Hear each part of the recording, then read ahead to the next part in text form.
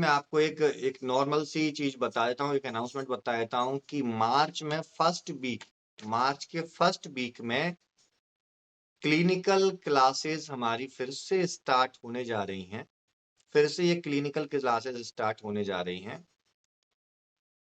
साल में 1 बार या 2 बार ये क्लासेस स्टार्ट होती है, मैं बता दूं, क्योंकि यहाँ पर जो हमने और हमारे जो टीम मेंबर्स हैं जो हमसे जुड़े हुए हैं, उनके क्या एक्सपीरियंस किन डिजीजों पर रहे और संहिता से उन्होंने कैसे उन फॉर्मूलाज को उपयोग करके अपनी प्रैक्टिस में डाला, इन सारी चीजों का कॉम्बिनेशन करके हम लेकर के आते हैं, टोटली प्रैक्टिकल।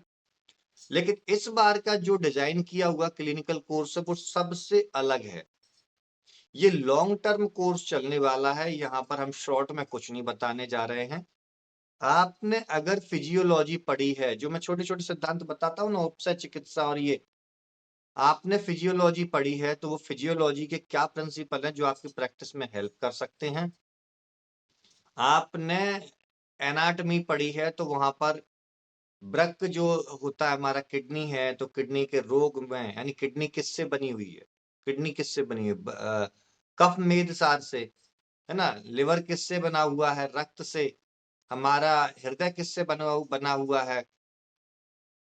तो इस प्रकार के जो फंडामेंटल है कि कफ मेद सार से हमारी किडनी बनी हुई है, तो कफ मेद सार को कम करने से या ज्यादा बढ़ाने से किडनी के अंदर क्या प्रॉब्लम आ सकती है, कैसे रीनल फेल्योर का ट्रीटमेंट हम बनाएंगे। द्रव्य गुण के अंदर रसगुण विरूपाक है तो उसको कैसे हम अपनाएंगे। स्पिरिचुअल हीलिंग का कंसेप्ट क्या है, पदार्थ विज्ञान के अंदर वो आत्मा का सिद्धांत दिया गया है, वो क्लिनिकल प्रैक्टिस में कैसे उपयोग आता है। जो गुण चिकित्सा है वो क्लिनिकल प्रैक्टिस में कैसे उपयोग आती है।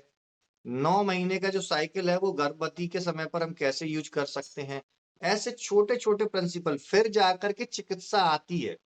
सबसे पहले आप सूत्र स्थान को यदि कवर कर लिए, यानी आप बेसिक को कवर कर लिए, तो फिर जाकर के आप चिकित्सा पे जाएंगे। आपको कोई फेल नहीं कर सकता, ना किसी की जरूरत पड़ सकती, खुद के फॉर्मूले आप बनाते हैं। तो ये फर्स्ट वीक ऑफ मार्च में स्टार्ट हो जाएगा।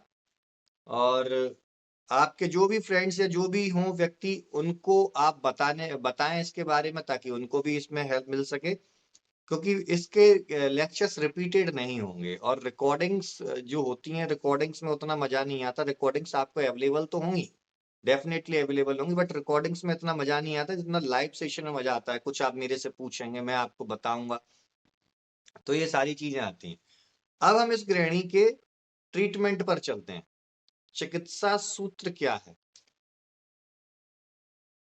गृहिणी का चिकित्सा सूत्र देखिए, आपको अग्नि मांद है तो अग्नि दीपक द्रव्यों का आपको प्रयोग करना पड़ेगा, अग्नि दीपक द्रव्यों का प्रयोग करना पड़ेगा।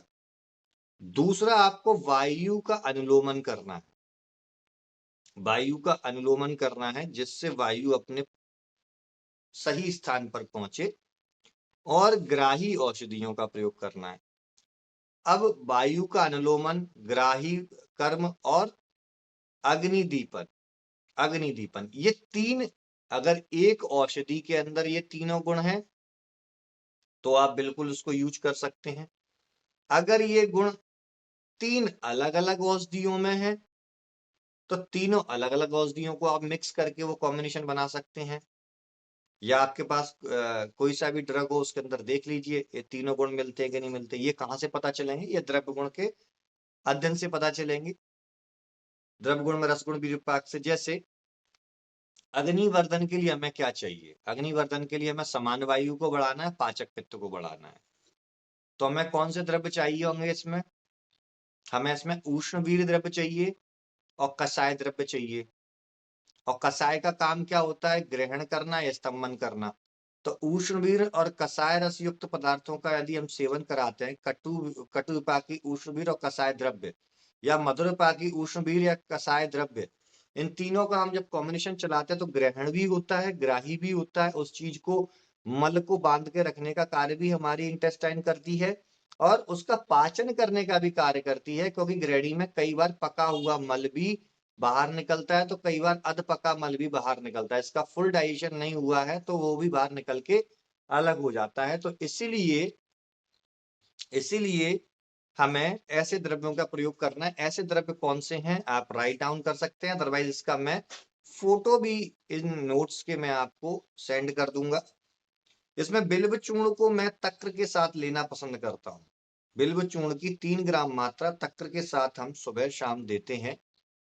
सर्दियों का सीजन है, तक्र ले सकते हैं, ऐसा कोई नियम नहीं कि नहीं ले सकते, लेकिन फिर भी यदि किसी को तक्र लेने से प्रॉब्लम होती है तो तक्र ना लेकर के नॉर्मल पानी से भी वो ले सकते हैं। बिल्व चूर्ण 3 ग्राम की मात्रा में कुटज घनबटी का प्रयोग कर सकते हैं। 2 TDS के रूप में आप प्रयोग करेंगे। आप अग्नि दीपन के लिए लसुनादि बटी चित्रकादि बटी का भी प्रयोग कर सकते हैं। 1 TDS आफ्टर मील, खाना खाने के बाद एक सुबह एक दोपहर एक शाम को आपको उसको चूसना है। आपको इसको चूसना है। अग्नि कुमार रस है, अग्नि तुंडी बटी है, इनमें से किसी का भी प्रयोग कर सकते हैं। मैंने इतने सारे जो ड्रग बताए, सूत शेखर हुआ, द्राक्षासव हुआ, कुटजारिस्ट हुआ, इनके प्रयोग कर सकते हैं। अब आप सोचेंगे कि सभी के प्रयोग करने इतनी दवाई कौन देगा? नहीं, जरूरी नहीं है। मैंने बताया ना सिद्धांत, ग्राही बिल्व चूर्ण ग्रहण का भी कार्य कर रहा है, ग्राही भी है, और दीपन का भी कार्य करता है, वायु अनुलोमन का भी कार्य करता है। चित्रकादि बटी अग्नि दीपक का कार्य करती है, क्योंकि यह अग्नि मांद मुख्य कारण है, इसलिए अग्नि का दीपन करना बहुत ज्यादा जरूरी है। तो एक चित्रकादि बटी या लसुनादि बटी किसी को भी आप ऐड कर सकते हैं, जिससे उसका वर्तन हो जाए। अगर उसको बहुत ज्यादा दिन में जैसे सुबह वो सुबह फ्रेश हो गया और दोपहर में फिर जाने का मन करता हो, फिर 1 घंटे बाद फिर जाने का मन करता हो, पर ऐसी हिस्ट्री मिल रही है, तो आप उस व्यक्ति को कुटजगन बटी 2 BD के डोज में दे सकते हैं। और इसके साथ अगर हाइपर एसिडिटी जुड़ी हुई है उसको, तो सूत शेखर रस का प्रयोग आप उसको कर सकते हैं। इससे उसे काफी आराम मिलता है। और बहुत ज्यादा बहुत ज्यादा उसकी गृहिणी की समस्या बढ़ी हुई है, तो गृहिणी कपाट रस आप 250 मिलीग्राम की मात्रा में TDS उसको दे सकते हैं तक्र के साथ। या आप ऐसा भी कर सकते हैं, बिल्व चूर्ण में गृहिणी कपाट रस को पीस करके उसका योग बना करके उसको 1 TDS के रूप में आप दे सकते हैं।